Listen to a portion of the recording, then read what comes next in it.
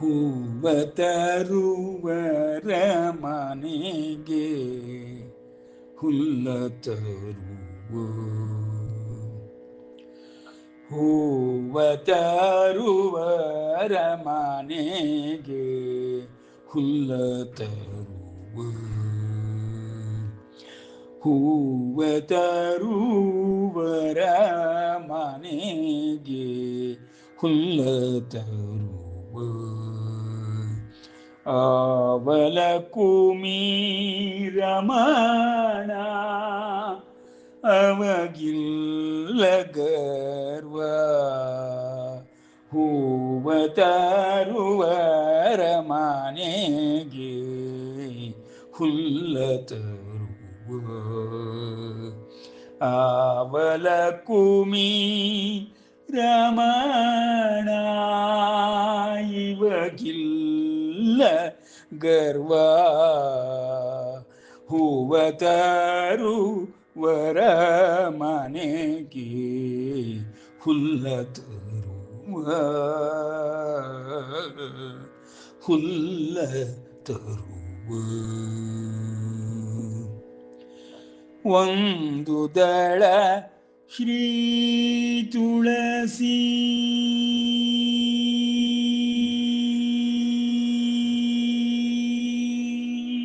ಒಂದು ದಳ ಶ್ರೀ ತುಳಸಿ ಒಂದು ದಳ ಶ್ರೀ ತುಳಸಿ ಬಿಂದು ಗಂಗೋದಕವ ಒಂದು ದಳ ಶ್ರೀ ತುಳಸಿ ಬಿಂದು ಗಂಗೋದಕವ ಇಂದಿರಾ ರಮಣಗೆ ಅರ್ಪಿಸೆ ಎನ್ನಲು ಒಂದು ದಳ ಶ್ರೀ ತುಳಸಿ ಬಿಂದು ಗಂಗೋದಕವ ಇಂದಿರಾ ರಮಣಗೆ ಅರ್ಪಿಸೆ ಎನ್ನಲು ಒಂದೇ ಮನದಲ್ಲಿ ಸಿಂಧೂ ಶಯನ ಮುಕುಂದ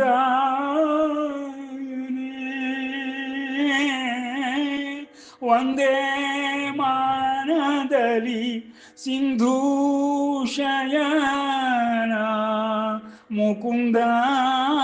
ಮುಕುಂದಾಯನೇ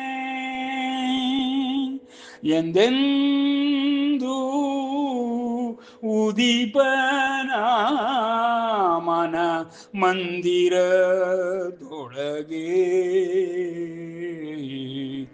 ಎಂದೆಂದೂ ಉದೀಪನ ಮನ ಮಂದಿರದೊಳಗೆ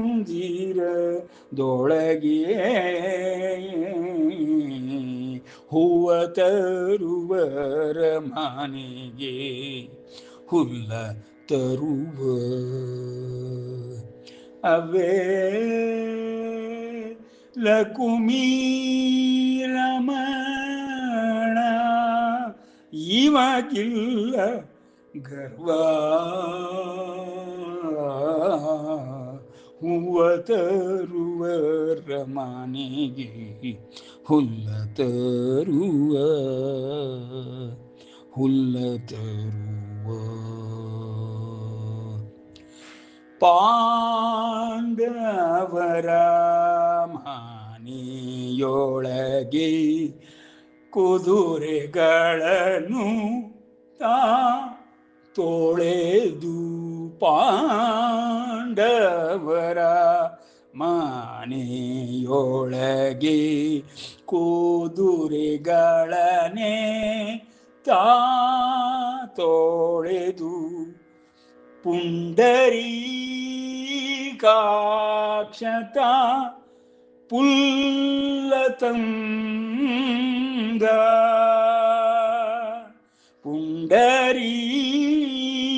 ಪುಂಡರೀಕಾಕ್ಷತ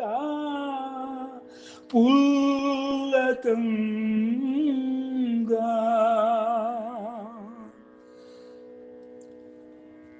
ಪಾಂಡವರ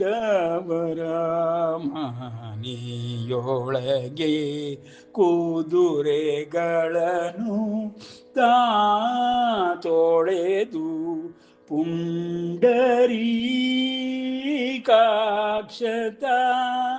ಪುಲ್ಲತಂದ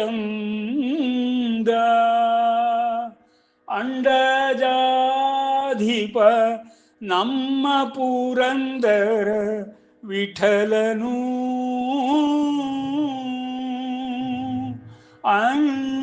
ಅಂಡಜಾಧಿಪ ನಮ್ಮ ಪುರಂದರ ವಿಠಲನು ತೊಂಡರಿಗೆ ತೊಂಡನಾಗಿ ಸಂಚರಿಸುತ್ತಿಹನು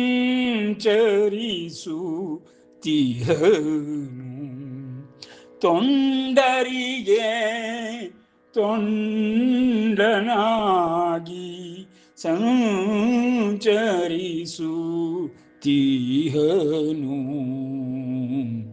ಹೂವ ತರುವರ ಮಾನೆಗೆ ಹುಲ್ಲ ತರುವ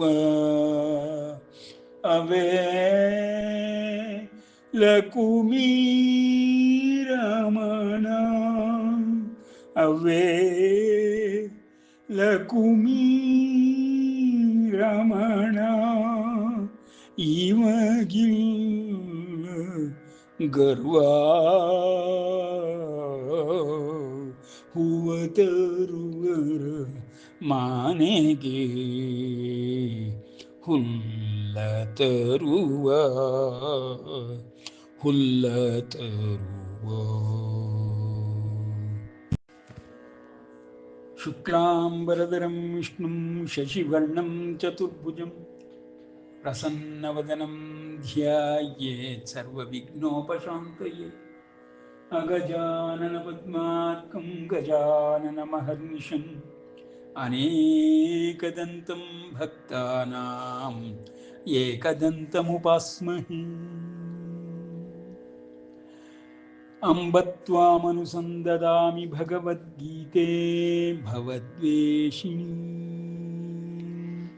ತಮೇವ ಶರಣಂ ಗಚ್ಚ ಸರ್ವಭಾವೇನ ಭಾರತ ತತ್ಪ್ರಸಾದಾತ್ ಪರಾಂ ಶಾಂತಿಂ ಸ್ಥಾನಂ ಪ್ರಾಪ್ಸ್ಯಸಿ ಶಾಶ್ವತಂ ಇತಿ ತೇ ಜ್ಞಾನಮಾಖ್ಯಾತಂ ಗುಹ್ಯಾತ್ ಗುಹ್ಯತರಂ ಮಯಾ ವಿಮೃಶ್ಯ ಏತದಶೇಷೇಣ ಯಥೇಚ್ಛಸಿ ತಥಾ ಕುರು ಸರ್ವಗುಹ್ಯತಮಂ ಭೂಯಃ ಶೃಣು ಮೇ ಪರಮಂ ವಚಃ ಇಷ್ಟೋಸಿ ಮೇ ದೃಢಮಿತಿ ತತೋ ವಕ್ಷ್ಯಾಮಿ ತೇ ಹಿತಂ ಮನ್ಮನಾ ಭವ ಮದ್ಭಕ್ತೋ ಮದ್ಯಾಜೀ ಮಾಂ ನಮಸ್ಕುರು ಮಾಮೇ ವೈಷ್ಯಸಿ ಸತ್ಯಂ ತೇ ಪ್ರತಿಜಾನೇ ಪ್ರಿಯೋಸಿ ಮೇ ಸರ್ವಧರ್ಮಾನ್ ಪರಿತ್ಯಜ್ಯ ಮಾಮೇಕಂ ಶರಣಂ ವ್ರಜ ಅಹಂ ತ್ವಾ ಸರ್ವಪಾಪೇಭ್ಯೋ ಮೋಕ್ಷಯಿಷ್ಯಾಮಿ ಮಾ ಶುಚಃ. ಇದುವರೆಗೆ ನಾವು ಭಗವದ್ಗೀತಾ ಜ್ಞಾನ ಅಭ್ಯಾಸದ ಭಕ್ತಿಯೋಗ 12ನೇ ಅಧ್ಯಾಯವನ್ನು ಕೊನೆಯ ಹಂತಕ್ಕೆ ತಲುಪಿದ್ದೇವೆ. ಭಕ್ತಿ ಎಂದರೆ ಏನು, ಭಕ್ತನೆಂದರೆ ಯಾರು ಎಂಬುದನ್ನು ಇದುವರೆಗೆ ತಿಳಿಸಿಕೊಟ್ಟ ಪರಮಾತ್ಮನಲ್ಲಿ ಮಾಡುವಂತಹ ಅತಿಶಯ ಭಕ್ತಿಯನ್ನು ಕೊಂಡಾಡುತ್ತಾ ಪರಮಾತ್ಮನು ಆ ಭಕ್ತರಿಗೆ ನಾನು ಸದಾಕಾಲ ಸನ್ನಿಹಿತವಾಗಿರುತ್ತೇನೆ, ಅವರ ಜೊತೆಯಲ್ಲಿಯೇ ಇರುತ್ತೇನೆ ಎಂಬ ಅಭಯ ವಾಕ್ಯಗಳನ್ನು ಕೊಟ್ಟು, ಎಂತಹ ಭಕ್ತರು ನನಗೆ ಅತ್ಯಂತ ಪ್ರಿಯರು, ನನ್ನ ಮನಸ್ಸನ್ನು ತೃಪ್ತಿಪಡಿಸಿ ನನ್ನ ಕೃಪೆಯನ್ನು ಪಡೆದುಕೊಂಡವರು, ಅಂತಹ ಜ್ಞಾನಿ ಭಕ್ತರು ಹೇಗೆ ಇರುತ್ತಾರೆ ಎಂಬುದನ್ನು ಪರಮಾತ್ಮನು ವರ್ಣಿಸುತ್ತಾ ಭಕ್ತಿಯ ಹಲವು ಮಜಲುಗಳನ್ನು, ಸೋಪಾನಗಳನ್ನು ಸಾಮಾನ್ಯ ಜೀವಿಗೂ ತಲುಪುವಂತೆ ವಿವರಿಸಿ ಈಗ ಕೊನೆಯ ಹಂತವನ್ನು, ಭಕ್ತಿಯೋಗದ ಮಹಿಮೆಯನ್ನು, ಭಕ್ತನ ಗುಣಗಾನವನ್ನು ಕೊಂಡಾಡುತ್ತಾ ಪರಮಾತ್ಮನು 10-11ನೇ ಶ್ಲೋಕದಲ್ಲಿ ಅಭ್ಯಾಸ್ಯೇಪ್ಯಸಿ ಅಭ್ಯಾಸೇ ಅಪಿ ಅಸಮರ್ಥೋಸಿ ಅಪ ಯೋಗವನ್ನು ಮಾಡಬೇಕೆಂದು ಹೇಳಿದೆ. ಉತ್ಕೃಷ್ಟವಾದ ಯೋಗದ ಮಾರ್ಗದಿಂದ ನನ್ನನ್ನು ಹೊಂದಬಹುದು ಎಂದು ಹೇಳಿದೆ. ನಿರ್ಗುಣ ನಿರಾಕಾರವಾಗಲಿ ಸಗುಣ ಸಾಕಾರವಾಗಲಿ ನನ್ನ ಬಳಿಗೆ ಬರುತ್ತಾರೆ ಯೋಗ ಮಾರ್ಗದಿಂದ. ಯೋಗವು ಸಾಧ್ಯವಿಲ್ಲವೆನ್ನುವುದಾದರೆ ಅಭ್ಯಾಸ ಬಲವನ್ನು ಬೆಳೆಸಿಕೊಂಡು ಚಿತ್ತವನ್ನು ಸಮಾಧಾನದಿಂದ ಇಟ್ಟುಕೊಂಡು ನನ್ನನ್ನು ಹೊಂದುವ ಬಗೆಯನ್ನು ತಿಳಿಸಿಕೊಟ್ಟೆ. ಅಂತಹ ಯೋಗಿಯು ಸದಾಕಾಲವು ನನ್ನಲ್ಲಿಯೇ ಮನಸ್ಸು, ಬುದ್ಧಿ, ಇಂದ್ರಿಯಗಳನ್ನು ನೆಲೆ ನಿಲ್ಲಿಸಿ ಸದಾಕಾಲವು ನನ್ನಲ್ಲಿಯೇ ವಾಸ ಮಾಡುವವನಾಗಿ, ಅನ್ಯ ವಾರ್ತೆಯೇ ಇಲ್ಲದೆ ಅನ್ಯ ಚಿಂತೆಯೂ ಇಲ್ಲದೆ ಸದಾ ನನ್ನ ಚಿಂತನೆಯಲ್ಲಿಯೇ ಇರುವಂತಹ ಅಂತಹ ಮಹಾತ್ಮನು, ಯೋಗಿ ಮತ್ತು ಜ್ಞಾನಿ ಭಕ್ತನೆನಿಸಿಕೊಂಡು ನನ್ನ ಬಳಿಯಲ್ಲಿಯೇ ಸದಾ ಇದ್ದು ಬಿಡುತ್ತಾನೆ. ನನ್ನಲ್ಲಿಯೇ ಮನಸ್ಸನ್ನು ಇಟ್ಟು, ಬುದ್ಧಿಯನ್ನು ಇಟ್ಟು ಮತ್ತು ನನ್ನಲ್ಲಿಯೇ ವಾಸ ಮಾಡುವವನು ಆಗುತ್ತಾನೆ ಎಂಬ ಅತ್ಯುತ್ಕೃಷ್ಟವಾದ ಜ್ಞಾನಿ ಭಕ್ತನ ಲಕ್ಷಣಗಳನ್ನು ಹೇಳಿದ ಪರಮಾತ್ಮನು, ಅದು ನಿನಗೆ ಸಾಧ್ಯವಾಗದಿದ್ದರೆ ಅರ್ಜುನ, ಮುಂದಿನ ಹಂತದಲ್ಲಿ ಅಭ್ಯಾಸ ಯೋಗವನ್ನು ಹೊಂದುವವನಾಗು. ಯಾಂತ್ರಿಕವಾಗಿ ಮಾಡಬೇಡ. ಅಭ್ಯಾಸವು ಯಾಂತ್ರಿಕವಾಗದಂತೆ ಜಾಗೃತೆ ವಹಿಸಿ ಭಾವೋತ್ಪತ್ತಿ, ಭಾವೋತ್ಕರ್ಷಗಳಿಗೆ ಕಾರಣವಾಗಿ ಅದು ನನ್ನನ್ನು ತಲುಪುವಂತೆಯೂ ಭಾವದಿಂದ ನನ್ನನ್ನು ಬಂಧಿಸುವಂತೆಯೂ ಭಕ್ತಿ ಭಾವವು ನಿನ್ನಲ್ಲಿ ಅತಿಶಯವಾಗಿ ಬೆಳೆಯುವಂತೆಯೂ ಮಾಡಿಕೊಂಡು ಅಂತಹ ಭಕ್ತಿಯ ಅಭ್ಯಾಸವನ್ನು ಶ್ರದ್ಧೆಯಿಂದ ಮಾಡಿರುವುದಾದರೆ ನನ್ನ ಬಳಿಗೇ ಬರುತ್ತಾನೆ. ಅವನು ಮಾಡುವ ಪ್ರತಿಯೊಂದು ಕರ್ಮಗಳನ್ನು ನಾನು ನೋಡುತ್ತಲೇ ಇರುತ್ತೇನೆ. ಅವನ ಮನಸ್ಸು, ಬುದ್ಧಿಗಳು ನನ್ನಲ್ಲಿಯೇ ಇರುತ್ತದೆ.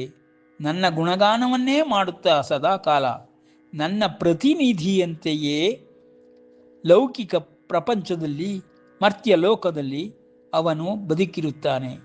ಅಂತಹ ಭಕ್ತನ ಬಳಿಯೂ ನಾನು ಸದಾ ಇರುತ್ತೇನೆ, ಅವನೂ ನನ್ನ ಬಳಿಯೇ ಇರುತ್ತಾನೆ ಎಂಬ ಅಭಯ ವಾಕ್ಯಗಳನ್ನು ಕೊಟ್ಟು ಅಭ್ಯಾಸ ಯೋಗವನ್ನು ವರ್ಣಿಸಿದ ಪರಮಾತ್ಮನು ಭಾವಭಕ್ತಿಗಳನ್ನು ವರ್ಣಿಸಿ ನಂತರ ಅಭ್ಯಾಸವನ್ನೂ ಮಾಡಲಾಗುವುದಿಲ್ಲ ನನ್ನ ಕೈಯಲ್ಲಿ ಎಂದು ಹೇಳುವುದಾದರೆ, ನಾನು ಲೌಕಿಕ ಕರ್ಮಗಳಲ್ಲಿ ಅಷ್ಟೊಂದು ಉದ್ಯುಕ್ತನಾಗಿ ಇಂದ್ರಿಯ ವಿಷಯಗಳಿಂದ, ಸೆಳೆತಗಳಿಂದ ಸಿಲುಕಿದವನಾಗಿ ಆಗುತ್ತಿಲ್ಲ. ನನಗೆ ಭಕ್ತಿಯೋಗವನ್ನಾಗಲಿ ನೀನು ತಿಳಿಸಿದ ಯೋಗವನ್ನಾಗಲಿ ಮಾಡಲಾಗುತ್ತಿಲ್ಲ ಎಂದು ಹೇಳುವುದಾದರೆ, ಮುಂದಿನ ಒಂದು ಇನ್ನೂ ಸುಲಭವಾಗಿರುವಂತಹ ಹಂತ ಉಂಟು, ಸ್ತರ ಉಂಟು. ಅದರಲ್ಲಿ ನೀನು ನನ್ನ ಕರ್ಮಗಳನ್ನೇ ಮಾಡುವವನಾಗು. ಯೋಗಿಯಾಗದಿದ್ದರೂ ಪರವಾಗಿಲ್ಲ, ನನ್ನ ಕರ್ಮಗಳನ್ನೇ ಮಾಡುವುದರಲ್ಲಿ ತಲ್ಲೀನನಾದರೆ, ಅಂದರೆ ಪರಮಾತ್ಮನ ಕರ್ಮಗಳು ಎಂದರೆ ಪೂಜೆ, ಜಪ, ನಾಮಸ್ಮರಣೆ, ಧ್ಯಾನ ಮುಂತಾಗಿ ಯಾವುದೇ ಕರ್ಮಗಳು ಭಗವಂತನ ಸಂಪರ್ಕವನ್ನು, ಸಂಸರ್ಗವನ್ನು, ಸ್ಪರ್ಶವನ್ನು ಹೊಂದುವುದಾದರೆ ಅಂತಹ ಕರ್ಮಗಳೆಲ್ಲವೂ ನನ್ನ ಬಗೆಗೆ ಮಾಡುತ್ತಿರುವುದನ್ನು ನಾನು ಗಮನಿಸುತ್ತಲೇ ಇರುತ್ತೇನೆ. ಆದ್ದರಿಂದ ನನ್ನ ಕರ್ಮಗಳಲ್ಲಿ ಪರಾಯಣನಾಗು. ಪೂಜೆ ಮಾಡುವುದಾಗಲಿ, ಧ್ಯಾನ ಮಾಡುವುದಾಗಲಿ, ಭಾವದಿಂದ ನನ್ನನ್ನು, ಭಕ್ತಿಯಿಂದ ನನ್ನನ್ನು ಸ್ಮರಿಸುವುದಾಗಲಿ ಮಾಡುತ್ತಲಿದ್ದರೆ ಅವೆಲ್ಲವೂ ನನ್ನ ಕರ್ಮಗಳೇ ಆಗುತ್ತದೆ. ಆ ಕಾರಣದಿಂದ ನೀನು ಇನ್ನೂ ನನಗೆ ಹತ್ತಿರದವನಾಗಿಯೇ ಇರುತ್ತೀಯೇ. ಮದರ್ಥಮಪಿ ಕರ್ಮಾಣಿ ಕುರುವನ್, ನನಗಾಗಿಯೇ ಮಾಡುವ ಎಲ್ಲ ಕರ್ಮಗಳಲ್ಲೂ ನಿನಗೆ ಸಿದ್ಧಿ ಬಹಳ ಬೇಗ ಉಂಟಾಗುತ್ತದೆ ಎಂಬುದಾಗಿ ಪರಮಾತ್ಮನು ಅಭ್ಯಾಸ ಯೋಗವನ್ನು ಹೊಂದಲಾಗದಿದ್ದವರಿಗೂ ಯಾಂತ್ರಿಕವಾಗುವುದು ಅದು ಯಾವ ಭಾವೋತ್ಪತ್ತಿಗೂ ಕಾರಣವಾಗುವುದಿಲ್ಲ ಎನ್ನುವುದಾದರೆ ನನ್ನ ಕರ್ಮಗಳನ್ನೇ ಮಾಡು, ನನಗಾಗಿ ಪೂಜೆ ಮಾಡು, ನನಗಾಗಿ ಸ್ಮರಣೆ ಮಾಡು, ನನ್ನ ನಾಮಸ್ಮರಣೆಯನ್ನು ಮಾಡು, ನನ್ನ ಗುಣಗಳನ್ನು ಜ್ಞಾಪಿಸಿಕೋ ಎಂಬುದಾಗಿ ಪರಮಾತ್ಮನು ಮತ್ಕರ್ಮ ಪರಾಯಣನಾಗು ಎಂದು ಅರ್ಜುನನಿಗೆ ಸುಲಭದ ಮಾರ್ಗವನ್ನು ಹೇಳಿಕೊಡುತ್ತಿದ್ದಾನೆ. ಅದೂ ಆಗುವುದಿಲ್ಲವೆನ್ನುವುದಾದರೆ, ಅಪ ಲೌಕಿಕದಲ್ಲಿ ನಾನು ಎಲ್ಲ ವಿಷಯಗಳಿಂದ ಸೆಳೆದಲ್ಪಟ್ಟವನಾಗಿ ನನಗೆ ನಿನ್ನ ಸ್ಮರಣೆಯೂ ಬರುವುದಿಲ್ಲ, ನಿನ್ನ ಪೂಜೆ ಮಾಡಲು ಸಮಯವೂ ಆಗುವುದಿಲ್ಲ ಎಂದು ಹೇಳುವುದಾದರೆ, ಅಸಮರ್ಥೋಸಿ, ಅದೂ ನನ್ನ ಕೈಯಲ್ಲಾಗಲ್ಲ ಎನ್ನುವುದಾದರೆ, ಆಗ ನಿನಗೆ ಅಥೈತದಪ್ಯಶಕ್ತೋಸಿ ಕರ್ತುಂ ಮದ್ಯೋಗಮಾಶ್ರಿತಃ ಸರ್ವಕರ್ಮ ಫಲತ್ಯಾಗಂ ತತಃ ಕುರು ಯಥಾತ್ಮವಾನ್. ಅಪ್ಪ, ನೀನು ಯಾವುದೇ ಲೌಕಿಕ ಕರ್ಮವನ್ನೇ ಮಾಡು, ನನ್ನ ಕರ್ಮಗಳನ್ನು ಮಾಡಲಾಗದಿದ್ದರೂ ಯಾವ ಕರ್ಮವನ್ನೇ ನೀನು ಮಾಡಿದರೂ ಅದರ ಫಲವನ್ನು ಅಪೇಕ್ಷೆ ಪಡಬೇಡ, ಅವೆಲ್ಲವನ್ನು ನನಗೆ ಅರ್ಪಿಸಿಬಿಡು. ಲೌಕಿಕ ಕರ್ಮದ ಫಲಗಳನ್ನೂ ನೀನು ತ್ಯಾಗ ಮಾಡುವುದಾದರೆ ಅದನ್ನೂ ನಾನು ಪರಿಗಣಿಸಿ ನನ್ನ ಭಕ್ತನೆಂಬುದಾಗಿ ನಿನ್ನ ಬಳಿಯಲ್ಲಿಯೇ ಇರುತ್ತೇನೆ ಎಂಬುದಾಗಿ ಪರಮಾತ್ಮನು ಪರಮಾತ್ಮನಿಗೆ ಅರ್ಪಿಸುವ ಕರ್ಮಗಳ ಫಲತ್ಯಾಗವನ್ನು ವಿಶ್ಲೇಷಣೆ ಮಾಡಿ ಹಾಡಿ ಹೊಗಳುತ್ತಿದ್ದಾನೆ. ಉದಾಹರಣೆಯನ್ನು ನಾವು ಒಂದು ಭಕ್ತರ ಸನ್ನಿವೇಶದಲ್ಲಿ ಕಾಣಬಹುದು. ಲೌಕಿಕ ಕರ್ಮಗಳಲ್ಲಿಯೇ ನಿರತರಾಗಿದ್ದಾಗ ಯಶೋದಾ ಮಾತೆಯು ತನ್ನ ಪೂರ್ವ ಜನ್ಮದಲ್ಲಿ ಯಾವಾಗಲೂ ಹರಿಸ್ಮರಣೆಯಲ್ಲೇ ಇರುತ್ತಿದ್ದು, ಮನೆಗೆ ಬಂದ ಅತಿಥಿಗಳಿಗೆ ಊಟೋಪಚಾರಗಳನ್ನು ಮಾಡುವುದಕ್ಕಾಗಿ ಹಣವಿಲ್ಲದ ಕಾಲದಲ್ಲಿ ಹೋಗಿ ಒಬ್ಬ ವರ್ತಕನಲ್ಲಿ ಬೇಡಿದಾಗ ಆ ವರ್ತಕನು ಕಾಮುಕ ದೃಷ್ಟಿಯಿಂದ ನೋಡಿದ ಆ ಹೆಣ್ಣನ್ನು, ನನಗೆ ನೀನು ಒಲಿಯುವುದಾದರೆ ನಿನಗೆ ಬೇಕಾದಷ್ಟು ದ್ರವ್ಯಗಳನ್ನು ಧನವನ್ನು ಕೊಡುತ್ತೇನೆ ಎಂದು ಹೇಳುತ್ತಾನೆ. ಆಗ ಆಕೆಯು, ನೀನು ನನ್ನ ದೇಹದ ಮೇಲೆ ಆಸೆಯನ್ನು ಪಟ್ಟು ಕಾಮುಕನಾದ್ದರಿಂದ ತೆಗೆದುಕೋ ಎಂದು ತನ್ನ ಸ್ತನಗಳನ್ನೇ ಕತ್ತರಿಸಿಕೊಟ್ಟು ಬಿಡುತ್ತಾಳೆ. ಆ ಒಂದು ತ್ಯಾಗವು ಪರಮಾತ್ಮನಿಯ ರೂಪದಲ್ಲಿ ಬಂದಿರುವ ಅತಿಥಿಗಳಿಗೆ ಮಾಡುವ ಸೇವೆಗಾಗಿ ಆದುದರಿಂದ ಮತ್ತೆ ಪುನರ್ಜನ್ಮವನ್ನು ಪಡೆದಾಗ ಯಶೋದಾ ಮಾತೆಯಾಗಿ ಪರಮಾತ್ಮನನ್ನೇ ಮಗುವನ್ನಾಗಿ ಪಡೆಯುತ್ತಾಳೆ. ಇದು ಪರಮಾತ್ಮನಿಗಾಗಿ ಮಾಡಿದ ಕರ್ಮಫಲ ತ್ಯಾಗ. ಆ ಕಾರಣದಿಂದ ಆ ತ್ಯಾಗವನ್ನೂ ಪರಮಾತ್ಮನು ಪರಿಗಣಿಸುತ್ತಾನೆ. ಹಾಗಾಗಿ ಲೌಕಿಕ ಕರ್ಮಗಳನ್ನೇ ಮಾಡುವವರಾಗಿದ್ದಾಗ್ಯೂ ಕರ್ಮ ಫಲವನ್ನು ಅಪೇಕ್ಷೆ ಪಡದೆ ಯಾರು ಅವನಿಗೆ ಪರಮಾತ್ಮನಿಗೆ ಅರ್ಪಿಸಿ ಬಿಡುತ್ತಾರೋ ಆ ಫಲವನ್ನು ಪರಮಾತ್ಮನು 1ಕ್ಕೆ 10 ಪಟ್ಟು ಮಾಡಿ ಭಾಗ್ಯವನ್ನು ಕರುಣಿಸುತ್ತಾನೆ ಎಂಬುದಾಗಿ ಕರ್ಮಫಲದ ತ್ಯಾಗವನ್ನು ವಿಶ್ಲೇಷಣೆ ಮಾಡುತ್ತಾ ಪರಮಾತ್ಮನು ಭಕ್ತನನ್ನು ಕೊಂಡಾಡುತ್ತಾನೆ. ಅಂತಹ ಭಕ್ತನು ಕರ್ಮಫಲ ತ್ಯಾಗವನ್ನು ನನ್ನಲ್ಲಿ ಮಾಡುವಂಥವನು ಎಲ್ಲರಿಗಿಂತಲೂ ಶ್ರೇಷ್ಠನಾಗಿ ನನಗೆ ಕಾಣಿಸುವನು ಎಂಬುದಾಗಿ ಅವನನ್ನು ಒಂದು ಸ್ತರ ಮೇಲೆ ಇಟ್ಟು ಗುಣಗಾನ ಮಾಡುತ್ತಾ ಪರಮಾತ್ಮನು ಸರ್ವಕರ್ಮ ಫಲತ್ಯಾಗಂ ತತಃ ಕುರು ಯಥಾತ್ಮವಾನ್, ತ್ಯಾಗದಿಂದ ಒಡನೆಯೇ ಮನಸ್ಸಿಗೆ ಶಾಂತಿ ನೆಮ್ಮದಿಗಳು ದೊರಕುತ್ತದೆ. ಆ ಶಾಂತಿ ನೆಮ್ಮದಿಗಳನ್ನು ಪಡೆಯಲು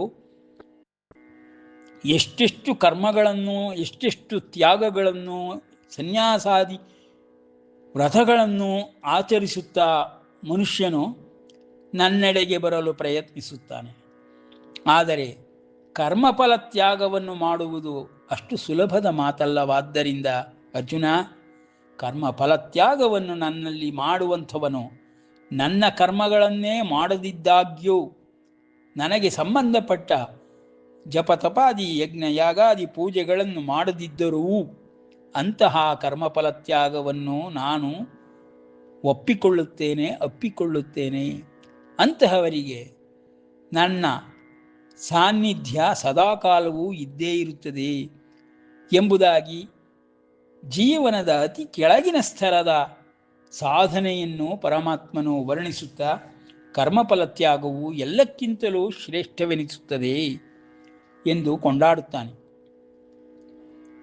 ನಂತರ ಹಿಂದೆ ಹೇಳಿದ ಎಲ್ಲ ಪದಗಳನ್ನು, ಸಾಧನೆಗಳನ್ನು, ಭಕ್ತಿ ಮಾರ್ಗವನ್ನು ಮತ್ತೊಮ್ಮೆ ಮುಂದಿನ ಶ್ಲೋಕದಲ್ಲಿ ಕ್ರೋಢೀಕರಿಸಿ ಹೇಳುತ್ತಾನೆ. ಶ್ರೇಯೋ ಹಿ ಜ್ಞಾನಮಭ್ಯಾಸಾತ್ ಜ್ಞಾನಾತ್ ಧ್ಯಾನಂ ವಿಶಿಷ್ಯತೆ ಧ್ಯಾನಾತ್ ಕರ್ಮಫಲ ತ್ಯಾಗಾತ್ ಶಾಂತಿ ಅನಂತರಂ. ಅಪ್ಪ, ಅತ್ಯಂತ ಶ್ರೇಷ್ಠವಾದದ್ದು ಜ್ಞಾನ ಮಾರ್ಗ. ಆ ಜ್ಞಾನ ಮಾರ್ಗ ಎಲ್ಲರಿಂದಲೂ ಸಾಧ್ಯವಿಲ್ಲವೆಂದಾದರೆ ಅಭ್ಯಾಸ ಮಾರ್ಗವನ್ನು ಅನುಸರಿಸಬಹುದು. ಅಭ್ಯಾಸ ಮಾರ್ಗವನ್ನೂ ಆಗುವುದಿಲ್ಲವೆನ್ನುವುದಾದರೆ ಧ್ಯಾನ ಮಾರ್ಗವನ್ನು ಮಾಡಬಹುದು. ಧ್ಯಾನ ಮಾರ್ಗಕ್ಕಿಂತಲೂ ಶ್ರೇಷ್ಠವಾಗಿರುವಂತಹ ಕರ್ಮಫಲ ತ್ಯಾಗ ಹೊಂದಿದೆ. ಅದನ್ನು ಮಾಡಿದರೂ ಸಾಮಾನ್ಯರು, ಲೌಕಿಕ ಪ್ರಪಂಚದ ಕರ್ಮ ಫಲಗಳನ್ನು ನನಗೆ ಅರ್ಪಿಸಿದರೂ ನಾನು ಅದನ್ನು ಪರಿಗಣಿಸುತ್ತೇನೆ ಎಂಬುದಾಗಿ ಪರಮಾತ್ಮನು ತ್ಯಾಗಾತ್ ಶಾಂತಿಹೀನಂತರಂ, ಅಂತಹ ತ್ಯಾಗ ಮಾಡುವವರಿಗೆ ಸದಾಕಾಲವೂ ಮನಸ್ಸಿನಲ್ಲಿ ಶಾಂತಿಯು ನೆಲೆಸುತ್ತದೆ ಎಂಬುದಾಗಿ ಆ ಒಂದು ಮನೋಭಾವವನ್ನು ಪರಮಾತ್ಮನು ಗುಣಗಾನ ಮಾಡಿ ಕೊಂಡಾಡುತ್ತಾನೆ. ಅಂತಹ ಸ್ತರಗಳಲ್ಲಿ, ವಿವಿಧ ಹಂತಗಳಲ್ಲಿ, ಸೋಪಾನಗಳಲ್ಲಿ ಭಕ್ತಿಯನ್ನು ಮಾಡುವಂಥವನು ಯೋಗಿಯು, ಪರಮ ಶ್ರದ್ಧೆಯುಳ್ಳವನೋ ಆದಂತಹ ವ್ಯಕ್ತಿಯು ಯಾವುದೇ ಮಾರ್ಗದಿಂದ ನನ್ನನ್ನು ಉದ್ದೇಶಿಸಿ ಮಾಡಿದಂತಹ ಕರ್ಮಗಳಿಂದಾಗಲಿ, ಜ್ಞಾನದಿಂದಾಗಲಿ, ಜಪ ಪೂಜೆ ತಪಗಳಿಂದಾಗಲಿ, ಕೊನೆಗೆ ಕರ್ಮ ಫಲತ್ಯಾಗದಿಂದಲಾಗಲಿ ಮಾಡಿದ್ದನ್ನು ನಾನು ಪರಿಗಣಿಸುತ್ತೇನೆ. ಅಂತಹ ಭಕ್ತನನ್ನು ನನ್ನ ಅಂತರಂಗ ಜ್ಞಾನಿ ಭಕ್ತನೆಂಬುದಾಗಿಯೇ ನೀನು ತಿಳಿದುಕೊಳ್ಳಬೇಕು. ಅಂತಹ ಭಕ್ತನ ಲಕ್ಷಣಗಳು ಪ್ರಾಪಂಚಿಕದಲ್ಲಿ ಹೇಗೆ ಕಾಣುತ್ತಿರುತ್ತದೆ ಎಂಬುದಾಗಿ ಮುಂದಿನ 3-4 ಶ್ಲೋಕಗಳಲ್ಲಿ ಪರಮಾತ್ಮನು ಭಕ್ತನ ಗುಣಗಾನವನ್ನು ಮಾಡುತ್ತಾನೆ. ಅಂತಹ ಭಕ್ತನು ನನಗೆ ಅತ್ಯಂತ ಪ್ರಿಯನೆಂಬುದಾಗಿಯೂ ಹೇಳುತ್ತಾನೆ. ಅದ್ವೇಷ್ಟ ಸರ್ವಭೂತಾನಾಂ ಮೈತ್ರ ಕರುಣ ಏವ ಚ ನಿರ್ಮಮೋ ನಿರಹಂಕಾರ ಸಮ ದುಃಖ ಸುಖ ಕ್ಷಮೀ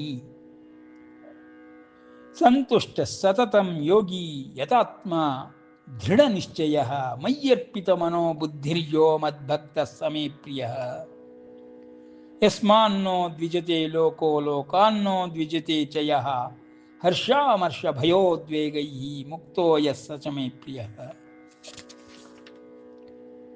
ಅನಪೇಕ್ಷ ಶುಚಿರ್ದಕ್ಷ ಉದಾಸೀನೋ ಗತವ್ಯಥಃ ಸರ್ವಾರಂಭ ಪರಿತ್ಯಾಗಿ ಯೋ ಮದ್ಭಕ್ತ ಸಮೇ ಪ್ರಿಯ ಯೋ ನ ಹೃಷ್ಯತಿ ನ ದ್ವೇಷ್ಟಿ ನ ಶೋಚತಿ ನ ಕಾಂಕ್ಷತಿ ಶುಭಾಶುಭ ಪರಿತ್ಯಾಗಿ ಭಕ್ತಿಮಾನ್ಯ ಸಮೇ ಪ್ರಿಯ ಸಮಶತ್ರೌ ಚ ಮಿತ್ರೇ ಚ ತಥಾ ಮಾನಾಪಮಾನಯೋಃ ಶೀತೋಷ್ಣ ಸುಖ ದುಃಖೇಷು ಸಮಸಂಗ ವಿವರ್ಜಿತಃ ತುಲ್ಯ ನಿಂದಾ ಸ್ತುತಿರ್ಮೌನಿ ಸಂತುಷ್ಟೋ ಯೇನ ಕೇನಚಿತ್